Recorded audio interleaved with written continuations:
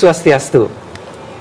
Pemirsa, senang sekali kami kembali hadir menjumpai Anda dalam acara Wacana Publik, sebuah acara di TVRI Bali yang mengajak Anda untuk melihat berbagai perspektif tentang sebuah isu yang tengah hangat diperbincangkan di tengah masyarakat.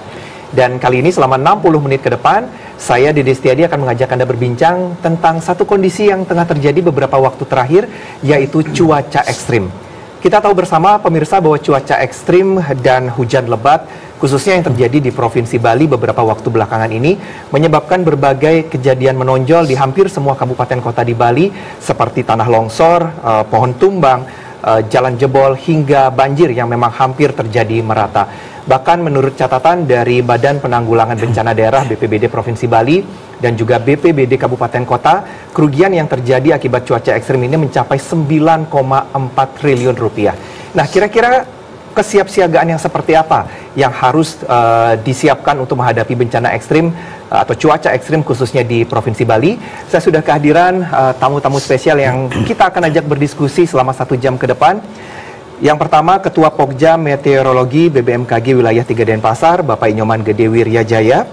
Kemudian Sekretaris BPBD Provinsi Bali, Bapak Igede Teja. Dan Ketua Forum Pengurangan Resiko Bencana Provinsi Bali, Iputu Suta Wijaya. Om Swastiastu, Bapak-Bapak. Om Swastiastu. Pak Wirya, Pak Teja, dan juga Pak Suta. Tentunya beliau-beliau bertiga akan berbagi bersama kita selama 60 menit ke depan, pemirsa. Dan nanti di segmen kedua kami juga akan mengundang Anda untuk bergabung di line interaktif kami di 0361237706 untuk bersama-sama kita berbincang tentang topik kita hari ini, yaitu Bali siaga hadapi cuaca ekstrim. Nah, saya ke Pak Wirya terlebih dahulu, Ketua Pokja Meteorologi BBMKG Wilayah 3 Denpasar, terkait dengan kondisi cuaca di Bali khususnya belakangan ini dari pantauan BBMKG itu seperti apa, Pak Wirya? Ya, terima kasih. Kalau kita lihat sesuai dengan prediksi BMKG yang sudah kita sampaikan pada bulan September, bahwa sampai saat ini Bali sebagian besar sudah masuki awal musim hujan.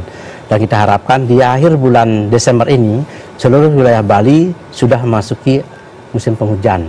Sedangkan puncak musim penghujan diprediksi oleh BMKG itu di bulan Desember ini 50% wilayah Bali itu mengalami puncak musim hujan, dan kita harapkan di akhir bulan Januari 90% wilayah Bali sudah masuk puncak musim penghujan, dan 10%-nya lagi adalah di bulan Februari.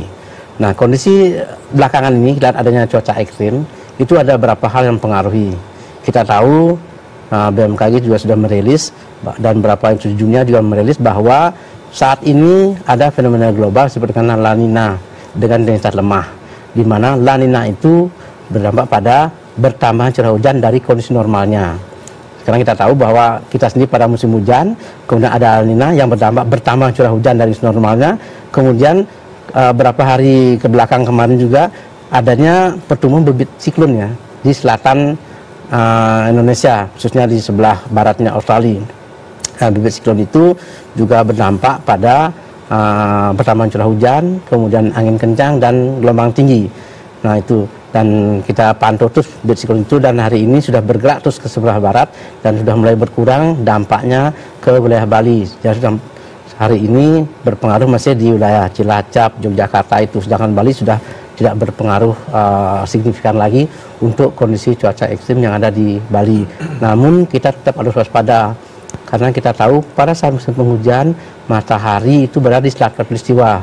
Biasanya pertumbuhan siklon tropis itu jadi selat khatulistiwa, dan ini mungkin saja jadi berikutnya. Namun BMKG selalu memantau dan selalu menginformasi kepada masyarakat apabila ada kondisi ekstrim, dan kita akan menyampaikan peringatan dini pada masyarakat melalui semua moda yang kita miliki. Demikian. Ya, artinya masyarakat walaupun sekarang pantauan BBMKG sudah mulai bergeser untuk cuaca ekstrim ini, tapi tetap harus waspada begitu, Pak Wirya? Ya, betul. Karena di samping ada gangguan tersebut, kita tahu kita sekarang ini sebagian wilayah Bali itu memasuki puncak musim penghujan. Nah, Desember ini kan 50% dari wilayah Bali puncak musim penghujan, artinya bencana hidrometeorologi itu sangat mungkin terjadi. Dan saya rasa teman-teman di BPBD sudah memetakan daerah mana saja yang berpotensi bencana sesuai dengan kondisi masing-masing wilayah.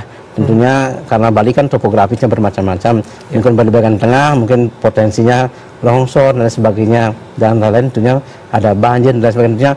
bencana-bencana hidrometeorologi ini bervariasi cukup banyak juga yang ada di Bali, dan teman-teman BPBD sudah memetakan daerah mana saja yang berpotensi. Kemudian kita tahu dan kita harapkan peringatan dini BMKG selalu dimanfaatkan, dipergunakan sebaik-baiknya untuk pengurangan risiko bencana. Oke, artinya BPBD pun BMKG pun melakukan koordinasi bersama BPBD begitu ya Pak Wir ya? Selalu kita berkoordinasi. Selalu ya. Baik, Pak Teja, BPBD sendiri pastinya sudah memetakan potensi-potensi bencana khususnya di kabupaten kota di Bali. Seperti apa pemetaan yang dilakukan? Ya, pertama terima kasih ya sudah diundang dalam forum wacana publik ini. Saya kira ini hal yang penting buat kita diskusikan. Sekarang meskipun cuaca mendung, tapi kita harus tetap semangat itu dulu. Iya, benar. Ya, ya kita cukup beberapa fenomena terakhir seperti yang disampaikan Pak Wiryo, memang kita sudah memasuki musim hujan. Dan hujan dan kering itu memang datangnya bergantian. Jadi kini bukan hal baru. Fenomena ini sudah biasa kita lalui setiap tahun. Namun demikian setiap tahun kita harus memetik pelajaran dari situ, apa yang harus kita kuatkan. Dalam hal pemetaan wilayah, rawan bencana, kajian risiko bencana itu sudah kita lakukan semua dan sudah disosialisasikan juga, disebarluaskan untuk diketahui bersama.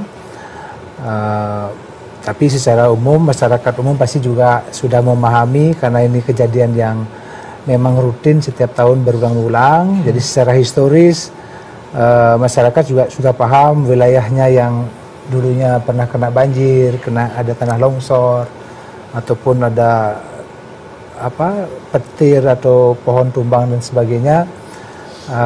Kita sudah pahami sebenarnya. Tinggal bagaimana kita bisa mengurangi risiko. Semakin berkurang. Dalam satu minggu terakhir ini paling tidak sudah 190 kejadian dalam satu minggu. Satu minggu terakhir. Dalam satu minggu. Dan 85% dari jumlah kejadian itu pohon tumbang. Ya, ada memang banjir, ada longsor juga ada. Tadi malam ada lumayan banjir bandang di Tulamben juga. Tapi mayoritas ada pohon-pohon yang tumbang juga cukup berbahaya ya. Seperti kita ketahui beberapa hari lalu ada korban jiwa juga di bahkan wisatawan. Nah ini yang perlu kita waspadai. Saya kira itu bagaimana kita memetik pelajaran dan berupaya untuk tidak berulang. Baik. Ya, waspada terkait dengan kejadian yang memang ini sudah terjadi beberapa kali dan siklusnya berulang seperti itu, seperti apa Pak Tejang. Jadi masyarakat yang dituntut juga untuk waspada terkait dengan kondisi-kondisi tersebut. Pak Suta dari Ketua Forum Pengurangan Risiko Bencana Provinsi Bali, bagaimana perannya untuk dapat kalau kita bisa bilang berperan juga untuk memitigasi bencana, pencegahan awal, bagaimana perannya kepada masyarakat khususnya? Baik, terima kasih. Terima kasih juga sudah diundang kami di sini sore ini. Jadi kalau kami di forum pengurangan risiko bencana Provinsi Bali, posisi kami kan mitra dari pemerintah. Gitu. Jadi kami ini terlibat kebetulan juga di banyak kegiatan yang dilakukan oleh BPBD Provinsi Bali dan Kabupaten Kota Sebali, utamanya di kegiatan prabencana. Salah satunya yang mitigasi ini. Yang kami miliki banyak sebenarnya di forum itu kan tenaga. Di mana sukarelawan ada berkumpul di sini, kemudian para praktisi yang non pemerintah juga banyak berkumpul di sini gitu. Di kami misalnya memiliki di bawah forum itu ada 25 organisasi kemanusiaan dan kebencanaan yang tergabung. Itu anggotanya juga cukup banyak. Nah, dengan anggota inilah kami bergerak mendukung BPBD dalam berbagai upaya mitigasi dan pencegahan maupun kesiapsiagaan. Kami misalnya terlibat dengan BPBD bagaimana menyiapkan desa-desa supaya menjadi desa tangguh misalnya. Juga terlibat mendukung dinas pendidikan bagaimana membuat sekolah-sekolah menjadi sekolah aman atau menjadi satuan pendidikan yang aman, satuan pendidikan aman bencana. Jadi peran kami sebagai pendukung itu, dan salah satu modal kami ada di sumber daya manusia, di mana kami ada banyak sukarelawan di situ. Dan selama ini memang kami peran kami menyebarluaskan apa yang menjadi kebutuhan informasi dari masyarakat salah satunya. Dan kebetulan sekarang kan dengan zaman digital ini kita sedikit dipermudah sebenarnya dalam bersosialisasi. Tidak usah datang kemana-mana, posting di akun pribadi, orang bisa lihat kan gitu. Nah itu yang selama ini coba kami lakukan. Jadi anggota forum kebetulan juga ikut menjadi dalam satu grup WhatsApp dengan Pusdalops BPBD Provinsi Bali. Jadi segala informasi tentang update terkini perubahan cuaca, prediksi dan sebagainya dari BMKG masuk melalui grup itu. Kemudian dari grup itu yang diteruskan kepada di akun masing-masing, baik update di grup status WhatsApp, kemudian di akun media sosial dan seterusnya. Jadi itu yang selama ini coba kami lakukan untuk berkontribusi. Baik. Ya, jadi menjangkau lebih banyak kalangan masyarakat melalui media sosial terutama dan melalui grup-grup juga untuk informasi itu bisa sampai dengan baik. Ya, dan kita masih akan membahas tentang kesiapsiagaan menghadapi cuaca ekstrim di Bali. Masih bersama dengan para tamu saya yang sangat luar biasa. Kita akan jeda sejenak, pemirsa. Jangan kemana-mana, tetap bersama kami di Wacana Publik, TVRI Media Pemersatu Bangsa.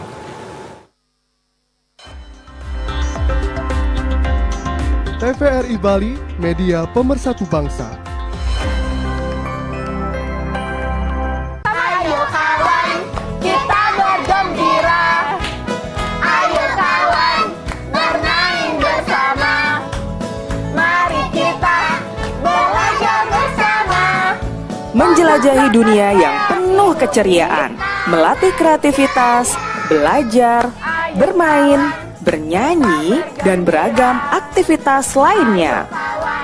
Saksikan keseruan anak-anak dalam acara Taman Ceria setiap Sabtu pukul 14 WITA hanya di TVRI Bali, Media Pemersatu Bangsa. Kamu ngaku anak muda Bali? Jangan ngaku orang paling update kalau belum nonton Sekitar Kita. Banyak informasi tentang musik, Film dan tren lifestyle. Ada juga nanti DIY. Ada sistem kita pastinya. Nah, jangan lupa saksikan Sekitar Kita hanya di TVRI Bali. Kapan tuh? Setiap hari Jumat jam 8 malam. Abdul, ada Belo. Sekitar Kita. Ayo manis, ayo manis. Ayo manis.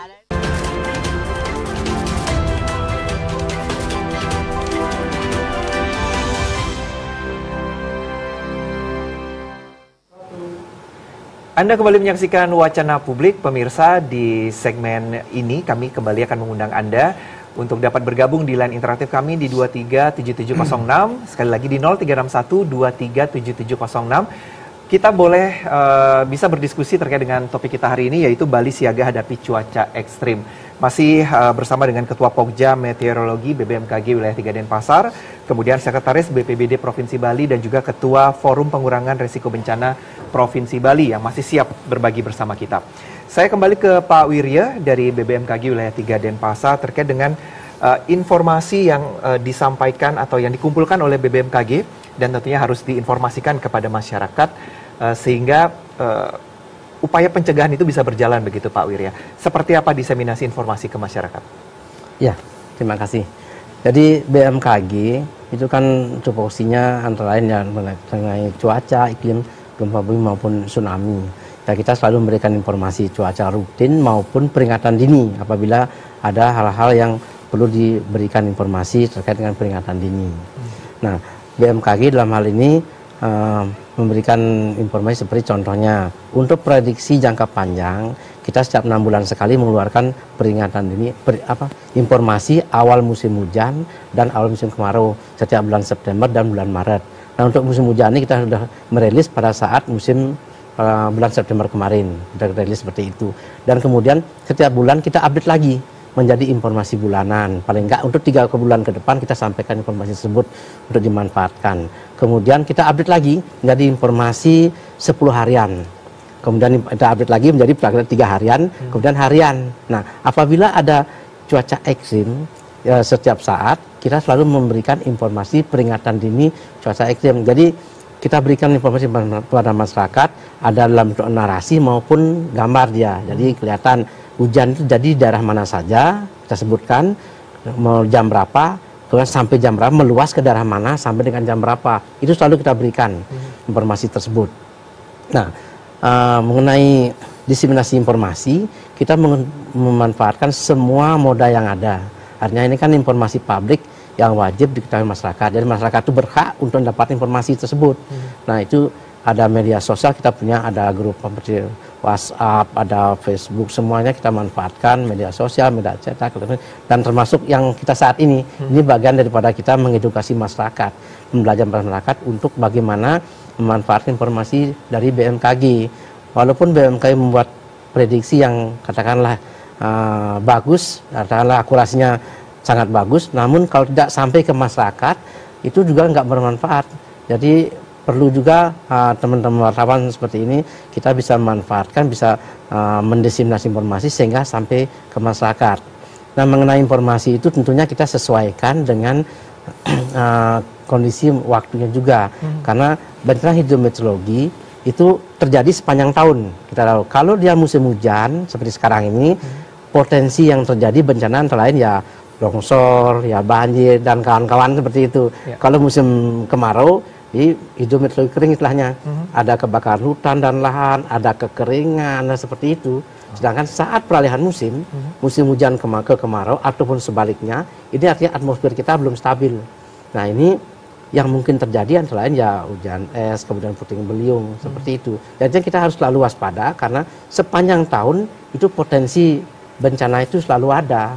Nah, itu kita perlu waspadai bersama, dan itu kita juga sudah berkoordinasi sangat baik dengan teman-teman kebencanaan, BPBD dan sebagainya. Oke, baik Pak Wirya dan bapak-bapak lainnya, ada penelpon pemirsa yang bergabung, kita sapa terlebih dahulu. Om Swastiastu. Om Swastiastu. Iya, dengan Pak siapa di mana, Pak? Pak Agung di Pemogan, Pak. Baik, Pak Agung, silakan Pak Agung. Ya, begini Pak, mungkin saya bisa nambah informasi saat ini, data dari BMKG saya kira sudah luar biasa, prediksi BMKG sudah luar biasa dibanding beberapa tahun yang lalu. Sekarang sudah sangat mendekati tepat. Jadi misal akan terjadi hujan, akan terjadi badai dan sebagainya di sini itu mungkin karena alat-alatnya sudah jauh lebih baik ya. Itu yang pertama. Kemudian yang perlu banyak diinformasi pada masyarakat itu tentang mitigasinya, terutama bahwa air dalam genangan katakanlah setinggi 10 cm, lebar 1 meter, sepanjang 10 meter, itu 1 ton beratnya. Itu jangan disepelekan, karena meskipun nampaknya hanya seperti tinggi 10 cm, kemudian panjang 10 meter, lebar 1 meter, itu terhadap tanah-tanah yang lapuk, itu menimbulkan kemungkinan longsor yang luar biasa. Nah, mungkin kesadaran-kesadaran seperti ini yang perlu dimitigasikan pada masyarakat umum, sehingga mereka sadar dan menjaga bagaimana aliran air itu bisa mengalir dengan baik. Karena terus terang kalau masa kemaraunya panjang, itu otomatis kan tanahnya menjadi lapuk, sehingga begitu hujan itu sudah otomatis nanti kemungkinan longsornya akan tinggi sekali. Saya kira itu saja, Pak. Terima kasih. Ya, terima kasih Pak Agung di Pemogan terkait dengan langkah mitigasi. Nah, saya ke Pak Teja dari BPBD Provinsi Bali. Tentunya ada langkah mitigasi. Informasinya menarik baru saja Pak Teja terkait dengan banjir 10 cm dengan jarak 10 meter saja dan lebar 1 meter itu sudah sekian ton beratnya. Nah, mitigasinya seperti apa menghadapi yang seperti itu? Ya, terima kasih ya input yang sangat inspiratif dari Pak Agung tadi ya. Jadi benar sekali yang harus ditekankan dalam pengurangan risiko bencana itu adalah mitigasi. Ya. Dalam penanganan bencana itu memang mitigasi harus yang jadi penekanan utama. Mitigasi itu artinya bagaimana kita mengurangi risiko terhadap bencana itu. Di dalam mitigasi itu ada variabel kerentanan, ada variabel kapasitas, dan juga bahaya itu sendiri. Dalam hal kerentanan, ya tidak bisa dipungkiri ya, artinya pertambahan penduduk, permasalahan-permasalahan pembangunan itu menambah kerentanan kita secara kewilayahan gitu. Sementara kalau masalah ancaman hujan ya ini sudah rutin, pasti akan datang lagi. Nah, selesai hujan ini akan ada kering, selesai kering basah lagi. Jadi itu relatif ya kita menerima itu ya. Yang paling kuat harus kita lakukan adalah meningkatkan kapasitas ini. Kapasitas ini bagaimana kita menghadapi ancaman tadi. Nah, yang paling penting dalam mitigasi itu, mitigasi harus menjadi urusan bersama. Mengurangi risiko harus bersama-sama. Ya. Karena semua pihak, semua komponen bisa terdampak bencana ini. Oleh karena itu mitigasinya bukan oleh pemerintah saja. Seluruh komponen masyarakat harus melakukan mitigasi. Ya. Mitigasi tadi kan mengurangi risiko. Bagaimana cara mengurangi risiko? Hal simpel sesuai di lingkungan kita, bahkan tinggal kearifan lokal Bali misalnya, bagaimana kita dalam menjalani hidup ini berpedoman pada Trihita Karana. Laksanakan aja itu sudah mitigasi sangat mendasar, Trihita Karana. Ya. Kalau dalam yang kasat mata, bagaimana kita menjaga gorong-gorong, infrastruktur yang memang terkoneksi, sampah tidak dibuang sembarangan, vegetasi tanaman dirapatkan, yang gundul-gundul ditanami kembali. Hal-hal simpel ya, dan itu kita sudah tahu. Jadi mitigasi sekarang itu bukan lagi masuk kepada masalah pengetahuan. Ini sudah masuk ke ranah kesadaran. Seperti sampah. Siapa yang tidak tahu bahwa membuang sampah akan menyebabkan banjir? Anak usia dini aja sudah tahu. Tapi masalahnya bukan masalah tahu tidak tahu, tapi masalah kesadaran. Mari kita lakukan bersama-sama. Nah, dalam hal ini pemerintah pasti mendorong itu. Kami juga di BPD melakukan berbagai upaya untuk bagaimana kita bisa melakukan mitigasi bersama-sama. Ya, baik dari masyarakat itu sendiri, seluruh komponen masyarakat, dunia usaha, ya, pemerintah tentu saja, bahkan akademisi, media, ya itu kita lakukan bersama-sama. Dan banjir boleh hujan boleh terjadi, tapi tidak boleh terjadi banjir, kan itu harusnya. Hujan boleh, tapi tidak longsor. Nah, itu yang kita harapkan gitu. Cuman ini upayanya harus kita lakukan bersama-sama. Oke, mitigasi adalah satu upaya yang harus dilakukan secara bersinergi begitu. Tidak hanya BBMKG, BPBD, tapi juga masyarakat. Nah, Forum PRB sebagai, kalau boleh kita bilang sebagai perpanjangan tangan, perpanjangan informasi dari instansi-instansi ini kepada masyarakat, apa yang sebenarnya harus dilakukan masyarakat untuk bisa terlibat dalam mitigasi bencana? Baik. Seperti saya bilang tadi kan mitigasi itu urusan bersama ya. Jadi penanggulangan bencana itu urusan bersama.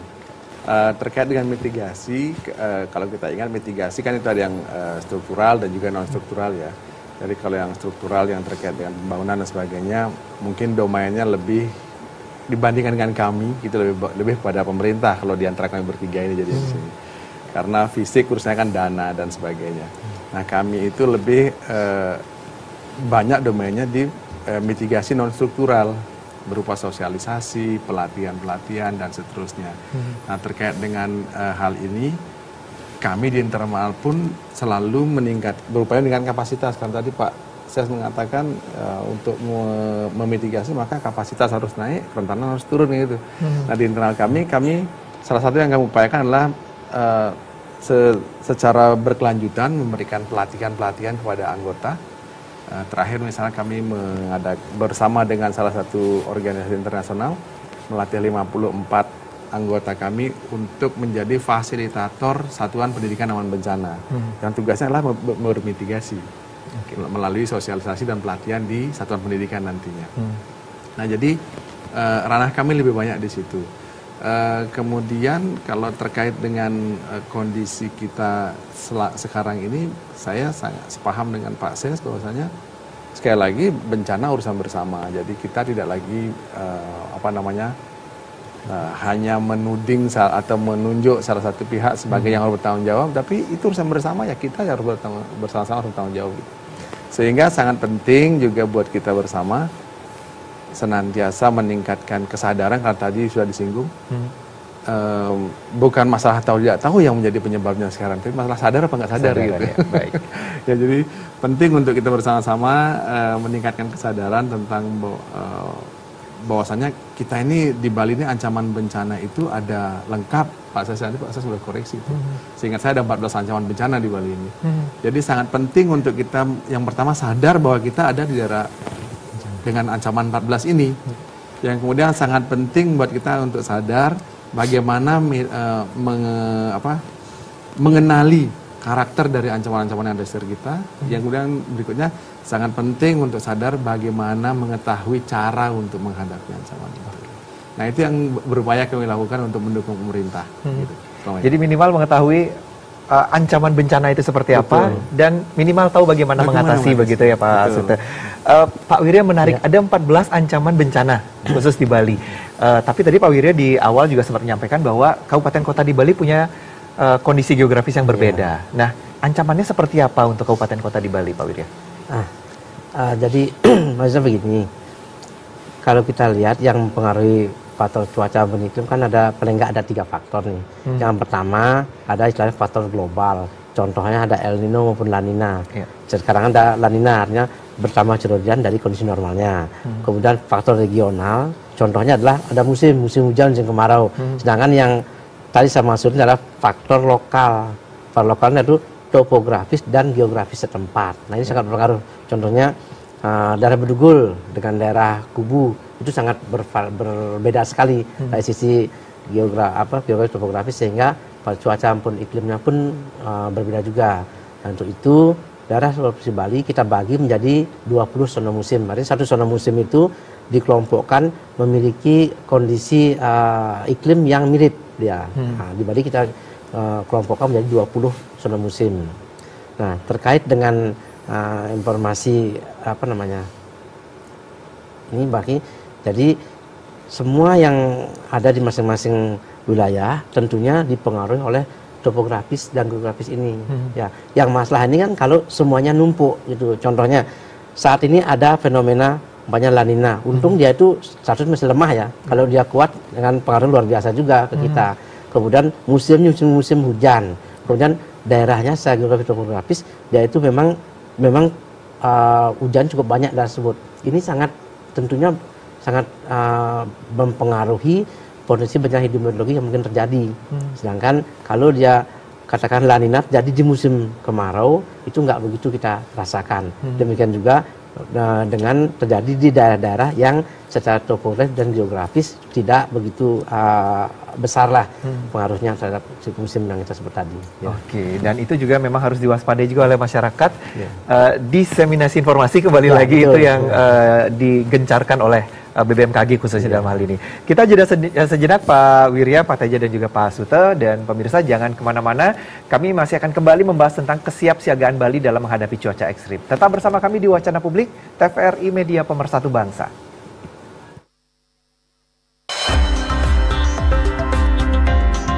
TVRI Bali, Media Pemersatu Bangsa. Namo tassa Bhagavato Arahato Sama Sambuddha. Dibantu. Iba saja tidak cukup. Tapi kalau Bapak Ibu terlalu iba, sampai sedih berlarut-larut, pertanyaan saya, kesedihan yang berlarut-larut itu duka atau suka?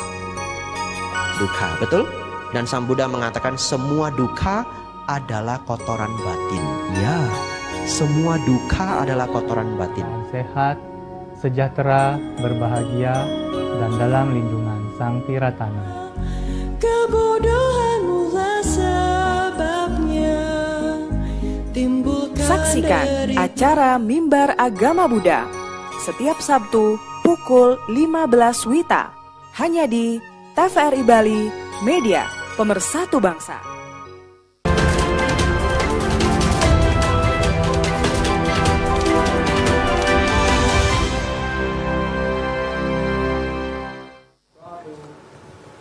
Bali siaga hadapi cuaca ekstrim masih menjadi topik wacana publik edisi kali ini. Saya masih bersama Pak Nyoman Gede Wiryajaya dari BBMKG Wilayah 3 Denpasar. Masih ada Pak Gede Teja dari BPBD Provinsi Bali dan masih ada Pak Putu Sutawijaya, Ketua Forum Pengurangan Risiko Bencana Provinsi Bali. Kami juga masih mengundang Anda untuk dapat bergabung dan berdiskusi tentang topik kita kali ini. Bisa bergabung di line interaktif kami di 0361237706. Topik kita sekali lagi adalah Bali siaga hadapi cuaca ekstrim.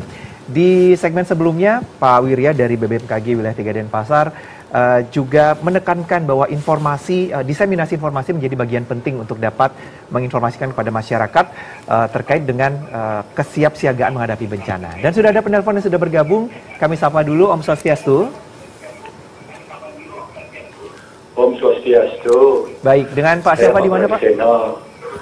Pak Seno. Dr. Seno. Ya. Denpasar Timur. Baik, silakan Pak. Saya tertarik tadi, saya akan lompat-lompat ini. Tadi satu masalah mengatasi banjir ini, bencana alam ini ya, terhadap musim yang tidak menentu. Tidak menentu ini. Satu, yang utama itu adalah kesadaran. Memang kesadaran daripada bukan di Bali ya, mungkin seluruh Indonesia untuk menjaga kebersihan itu memang agak kurang, terutama membuang sampah itu. Nah, jadinya saya punya pendapat untuk mengatasi problem ini, banjir ini, memang itu cuaca alam seperti apa yang Pak sampaikan tadi itu narasumber sudah bagus sekali. Sekarang saya punya pendapat, alangkah baiknya kita kan punya di PJE di Banjar-Banjar di desa itu manfaatkanlah berikan pencerahan bagaimana cara mengatasi soal sampah ini. Karena memang kesadaran untuk membuang sampah itu ya seperti dikatakan tadi itu memang kurang memang itu. Makanya terjadinya banjir ini ya. Misalnya selokan itu ya. Nah, pemerintah dalam hal ini sudah memberikan trotoar. Nah, itu harus dicek sebenarnya apa benar trotoar itu bagus. Tidak dicek bahwa di dalamnya ada tukang. Di dalam itu kan banyak ada sampahnya dan lain sebagainya itu. Kadang-kadang sudah ada trotoar, airnya naik ke jalan. Ya. Ini sebatas di jalan pariwisata. Ya, belum yang lain-lain mungkin di kampung-kampung. Nah, itulah perlunya turun dari pihak pemerintah atau yang terkait memberikan pencerahan terhadap hal yang begini. Nah, ini perlu sekali Pak. Itu aja pendapat saya. Nanti ini banyak mengambil waktu nanti. Baik. Ya, itu saja Bapak. Ya, saya tutup dengan Pramo Santi Om, Santi Om. Baik, terima kasih. Menarik saya mungkin ke Pak Sute nih yang kalau boleh saya bilang ini yang langsung berhubungan kepada masyarakat, kesadaran yang disoroti, kesadaran masyarakat sama seperti yang tadi Pak Teja sampaikan, masyarakat tahu nih, tapi bagaimana kesadarannya? Nah, upaya dari PRB sendiri seperti apa, Pak Sute? Ya, salah satu yang kami lakukan adalah menjalankan sebenarnya apa yang sudah menjadi kalau boleh bilang panduan pemerintah bahwasanya di desa-desa diharapkan membentuk yang namanya desa tangguh bencana. Jadi di desa tangguh bencana ini masyarakat diberikan pemahaman tentang apa potensi ancaman bencana apa yang ada, bagaimana cara mengatasinya dan bagaimana mengelola itu oleh untuk masyarakat. Gitu. Itu yang kami lakukan. Memang jumlahnya saat ini belum banyak yang terjangkau di Bali dari 1.000 sekian desa Pak. Ya. Mungkin baru 10-20% yang terjangkau. Tapi ini masih menjadi upaya terus-menerus. Kemudian dari level kader tanda kutip gitu. Kami juga yang tadi itu mengerjakan yang namanya Satuan Pendidikan Aman Bencana. Jadi hal ini kita mulai dengan memberikan edukasi kepada anak-anak sekolah, ya, dari tingkat bawah, dari PAUD, SD, SMP, SMA. Dan kemudian satu hal lagi yang juga kami lakukan bersama dengan BPBD adalah, yang mungkin di tempat lain tidak banyak, melakukan yang namanya sebuah program yang namanya Kampus Siaga Bencana. Kami masuk juga ke perguruan-perguruan tinggi karena sekali lagi bencana ini urusan bersama, semua harus terlibat gitu. Pemerintahnya harus terlibat, kami dari unsur masyarakat terlibat, akademisinya harus terlibat gitu, dan semuanya harus terlibat. Jadi kami berupaya mendukung pemerintah dalam menjangkau semua level ini, tapi kan semuanya memang harus bertahap, tidak bisa serta-merta semuanya gitu. Dan sekali lagi sampai saat ini kami di Bali dari sekian perguruan tinggi yang ada, sampai saat ini baru 4 yang mendeklarasikan diri, tapi yang sudah masuk slot kemarin mendaftar tanda tangan komitmen ada sekitar 14 kampus lagi. Yang ini menjadi PR kami untuk kami garap ke depannya tentunya. Gitu. Baik, yang menarik kesadaran yang disasar adalah generasi muda begitu ya. Dari anak kecil ya. Iya, baik. Ya, itu bentuk edukasi. Kalau BPBD sendiri, adakah fungsi edukasi yang dijalankan, Pak Teja? Ya. Saya terima kasih tadi sama penelpon tadi ya. Luar biasa pendapatnya, masukannya sangat baik dan harus menjadi PR bersama. Jadi saya juga pendapat bahwa itu penting sekali ya. Dan mengingatkan kita semua bahwa sebenarnya kalau ambil contoh bencana dalam hari-hari terakhir ini, banjir, longsor, seolah-olah itu tagline sebagai bencana alam. Ya. Bencana yang disebabkan oleh alam. Oh, ini banjir akibat hujan. Padahal kita keliru itu. Banjir itu karena kita, karena manusia. Ya. Bapak tadi mencontohkan, kalau banjir yang terlihat sampahnya gitu, jangan airnya aja dilihat, tapi sampahnya lihat. Ya. Trotoar keluar, ternyata isinya sampah semua. Dan jadi ini sama-sama saling mengingatkan. Nah, dari sisi pemerintah, beberapa hal sebenarnya sudah dilakukan, tapi mungkin memang belum yang perlu kita optimalkan kembali ya. Ada kebijakan penanganan sampah berbasis sumber sudah. Sekarang Kota Denpasar sudah memilah sampah. Jadi sudah ada aturan-aturan membuang sampah, dipilah dan waktunya juga sudah ditentukan. Tapi kalau tidak masif, tidak kolektif, tidak bersama-sama, ini masih perlu optimal. Perlu kita review kembali. Mungkin satu hal yang belum, artinya gini, perlu dipertimbangkan masalah sanksi tadi ya. Sanksi ya, kalau misalnya kita merujuk pada referensi-referensi yang ada di luar begitu, membuang sampah itu mahal sekali, dendanya gitu. Nah, ini kita belum beranjak ke sana, tapi mudah-mudahan bertahap. Kalau memang itu diperlukan, saya juga sebagai praktisi di pelanggan bencana saya akan mendukung itu ya. Karena gimana ya, kalau mungkin kesadaran kurang, mungkin ada intervensi lah sedikit atau pemaksaan sedikit ya. Dan masalah tadi ya, betul infrastruktur, apakah infrastruktur yang sudah dibangun misalnya trotoar, apakah sudah terintegrasi, terkoneksi, itu juga perlu kita pertimbangkan atau review dan masukan dari masyarakat. Ini saya kira penting sekali ya. Jadi masyarakat yang di wilayahnya ada hal misalnya gorong-gorong atau trotoar ternyata tidak terkoneksi atau mampet karena sampah dan sebagainya, ini sama-sama dilaporkan atau dikolaborasikan untuk penanganannya. Jadi memang kerjasama ini diperlukan ya. Jadi bisa saja proyek itu dilaksanakan tapi ternyata tidak sesuai harapan pengerjaannya, bisa jadi. Juga timing ya, timing proyek juga perlu diperhatikan. Mungkin karena ada kendala beberapa hal, misalnya di Kota Denpasar kita lihat sudah mulai masih musim hujan tapi proyek belum selesai ya. Jadi trotoar belum selesai. Nah ini juga timing juga perlu diperhatikan untuk evaluasi ke depan. Jadi edukasi, kalau edukasi dari berbagai media sudah ya, sekolah-sekolah sudah. Cuma bagaimana edukasi ini bisa diubah menjadi kesadaran, mungkin ini perlu waktu. Mungkin perlu waktu dan ini perlu kolaborasi kita bersama. Baik. Edukasi sudah dilakukan upayanya dan yang menjadi PR adalah kesadarannya begitu ya. Pak Teja dan juga Pak Sute tadi sudah menyampaikan. Saya kembali ke Pak Wirya dari BBMKG wilayah 3 Denpasar. Pantauan cuaca ekstrim yang dilakukan oleh BBMKG sampai atau tidak Pak kepada upaya untuk melihat apa dampaknya terhadap sektor-sektor unggulan kita di Bali.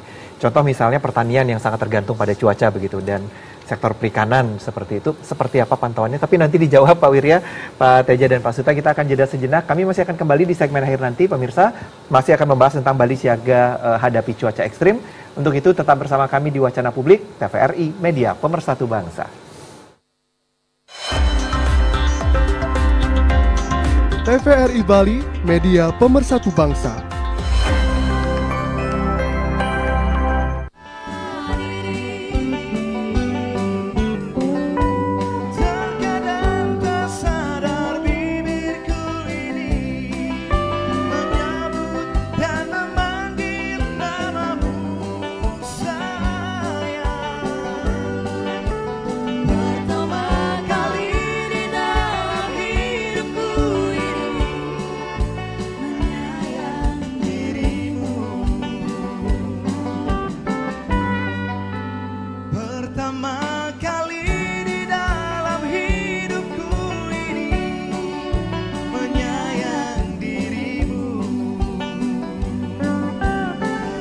Pemirsa TVRI Bali dimanapun berada. Nah, hari spesial, hari bahagia, kembali berjumpa dalam acara Harmoni hanya di TVRI Media Pemersatu Bangsa.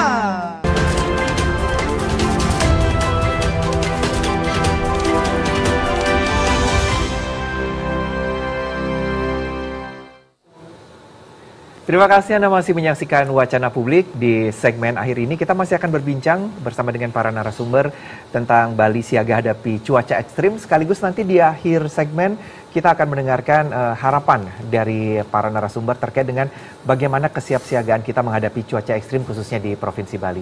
Saya menyisakan satu pertanyaan untuk Pak Wirya di segmen sebelumnya terkait dengan bagaimana pantauan dari BBMKG terhadap sektor unggulan yang sangat mengandalkan cuaca, khususnya sektor pertanian, perikanan, dan bahkan sektor pariwisata. Pak Wirya, mungkin dari BBMKG sendiri seperti apa pantauannya untuk sektor-sektor unggulan ini? Ya, terima kasih. Jadi BMKG itu mempunyai beberapa program unggulan yang bisa kita manfaat untuk meningkatkan pemahaman masyarakat terhadap informasi yang keluar dari BMKG. Contohnya, untuk sektor pertanian, kita punya yang namanya Sekolah Lapang Iklim. Itu audiennya adalah teman-teman dari petani.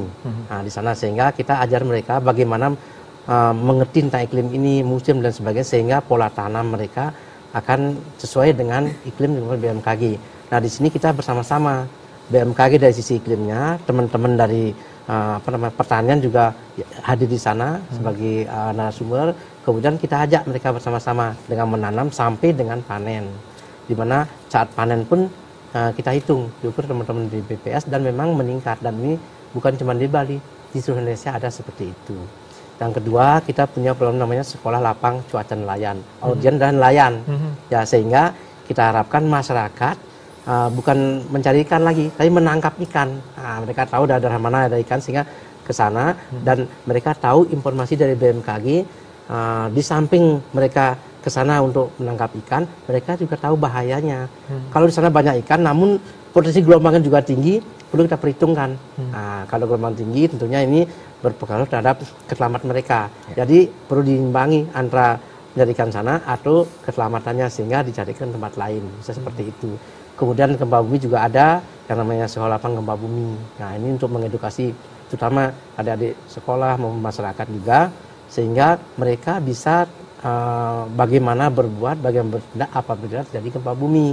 Sehingga di samping kita memberikan edukasi seperti itu, juga biasanya diadakan seperti simulasi.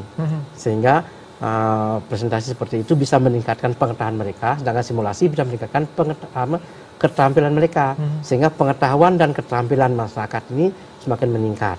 Nah, kita harapkan informasi di BMKG ini, bahkan kita sekarang ini juga ada namanya program BMKG Good School. Nah, sehingga kita juga menyasar sekolah-sekolah untuk menyampaikan informasi dari BMKG ini seperti apa.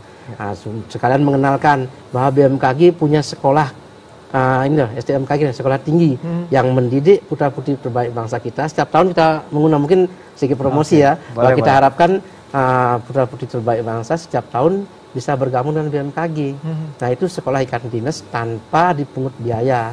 Nah, di tes kata ada di Bali juga, dan ini semuanya murni tes di PKN. Kemudian setelah lulus, sudah dididik di Jakarta. Setelah lulus, ini langsung setingkat dengan S1 ya, sarjana terapan, itu penempatan sudah Indonesia. Itu luar biasa, dan itu memudahkan teman-teman semua.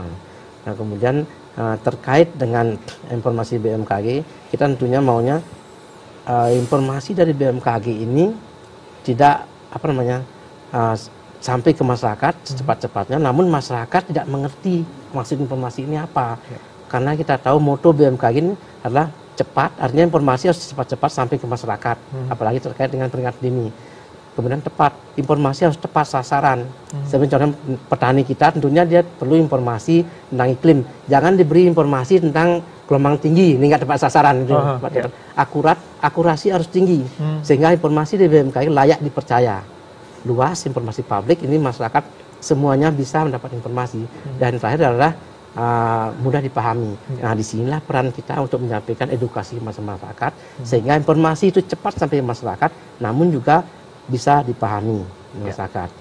Nah, mungkin yang terakhir ya, mungkin pada kesempatan ini saya berharap pada masyarakat ya, yang pertama kita tahu bahwa saat ini kita ada beberapa lokasi kita di puncak musim penghujan, tentunya agar selalu berhati-hati dan selalu waspada terhadap potensi bencana hidrometeorologi yang mungkin terjadi.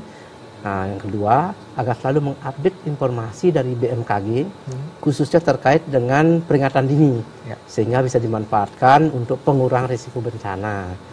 Yang ketiga, mungkin agar mengambil informasi ya, atau mendapat informasi dari sumber-sumber resmi seperti BMKG, BBBD dan sebagainya, sehingga tidak mudah terprovokasi oleh informasi yang bersifat hoax seperti itu. Nah, kemudian kita tahu bahwa masyarakat kita ini kan semakin cerdas, tentunya akan informasi BMKG ini kan kita harapkan jadi suatu kebutuhan. Dan apabila masyarakat masih membutuhkan informasi terkait dengan cuaca, iklim, gempa bumi maupun tsunami, bisa menghubung BMKG di nomor telepon 0361 75 1122. Nah, BMKG operasional 24 jam tanpa hari libur. Nyepi pun kami tetap operasional, karena karena yang namanya bencana tidak pernah bilang dia itu libur gitu. Nah, kemudian yang terakhir, ini BMKG sudah meluncurkan informasi informasi cuaca per kelurahan atau desa. Jadi masyarakat bisa mengakses informasi itu dengan mengetik cuaca.bmkg.go.id. Itu akan memberikan informasi di desa tersebut. Saya kita ketik itu sampai dengan 7 hari ke depan, dan per hari itu akan dibuat lagi per jamnya. Dan ini diupdate setiap 12 jam sekali. Sedetail itu sudah bagian diseminasi informasi itu yang disiapkan oleh BMKG yang bisa dimanfaatkan oleh masyarakat. Kita masih memiliki beberapa menit ke depan. Saya ke BPBD Provinsi Bali, Pak Gede Teja selaku sekretaris, terkait dengan kedepannya apa yang harus dilakukan masyarakat untuk dapat bersama-sama memitigasi bencana. Silakan Pak Teja. Ya, musim hujan, kalau kita bicara musim hujan, puncaknya akan terjadi di bulan Februari, jadi masih panjang ke depan. Dalam seminggu terakhir sudah beberapa kejadian sudah kita alami ya. Ada 106 rumah rusak, ada 5 sudah korban jiwa, kerugian juga cukup besar ya. Untuk mengurangi dampak-dampak berikutnya harus yang kita bisa lakukan. Mulai level keluarga, Yang punya rawan banjir, ya buat biopori masing-masing, jaga sampah, jangan membuang sampah di lingkungan rumah dan sebagainya. Kemudian kalau yang punya rawan longsor, tinggal di tebing-tebing atau di kemiringan, waspada, perhatikan vegetasi, buat sandaran-sandaran, terasering. Kemudian perhatikan kalau kita nutup pintu tiba-tiba susah buka tutup pintu, jendela susah dibuka atau tutup tiba-tiba, itu sudah ada tanda-tanda kemiringan tanah ya, segera evakuasi. Kemudian untuk pemerintah desa, anggarkan. Setiap desa sudah wajib menganggarkan biaya penanggulangan bencana untuk wilayah desanya. Anggarkan, ajak masyarakat melakukan kegiatan-kegiatan mitigasi. Bagi masyarakat umum, kontrol pemerintahan dari tingkat desa, kabupaten sampai ke provinsi, bahwa pelayanan penanggulangan bencana hak dasar masyarakat. Ya, itu pelayanan dasar masyarakat yang harus dipenuhi. Jadi di Bali ada 716 desa, setengahnya 368 desa masuk zona bahaya banjir dan longsor tadi. Hampir 50%. Jadi kita upayakan bersama, mitigasi bersama, kalau kita tetap tangguh. Kita tetap tangguh dengan upaya bersama.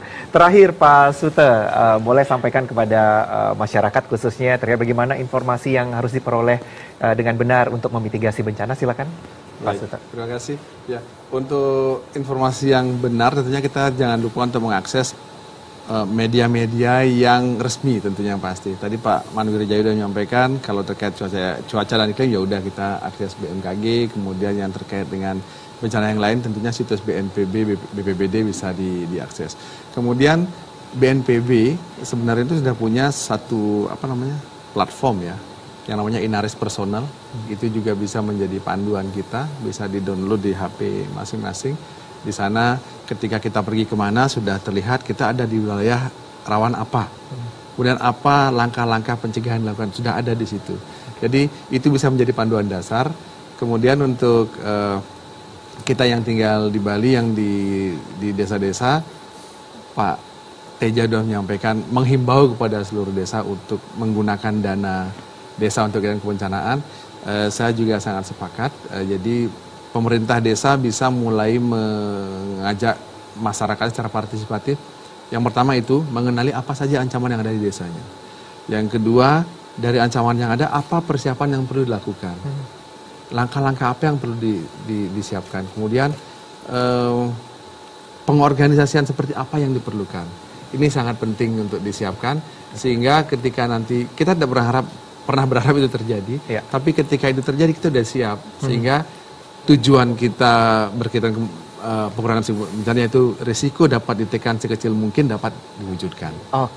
Baik. Terima kasih banyak Pak Sute, Pak Teja terima kasih banyak, Pak Wirya terima kasih banyak, dan pemirsa demikian perbincangan kita tentang kesiapsiagaan menghadapi cuaca ekstrim. Dan kalau boleh saya mengutip pernyataan dari Kalaksa BPBD Provinsi Bali bahwa sinergi masyarakatlah yang dibutuhkan untuk bersama-sama menciptakan ketangguhan menghadapi bencana. Terima kasih untuk perhatian dan kebersamaan Anda.